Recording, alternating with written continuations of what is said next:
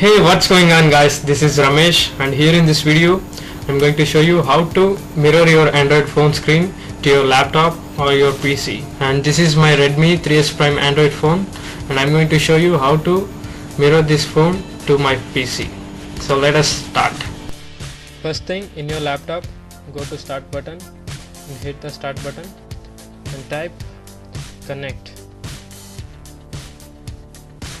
Okay, and this app is going to appear, and click on that.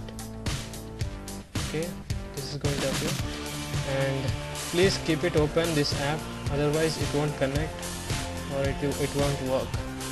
Next step, take your Android phone and click on settings, and here you can see the more option.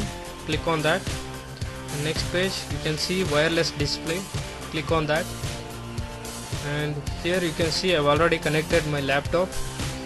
So once you click on that device, you're going to connect your mobile phone to your laptop, and that's how you mirror your Android phone screen to your laptop.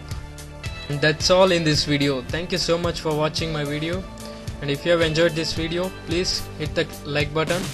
If you have any questions, please comment below, and if you like to watch my few upcoming videos, please hit the subscribe button and click on bell icon so that you'll get notified whenever I upload my videos.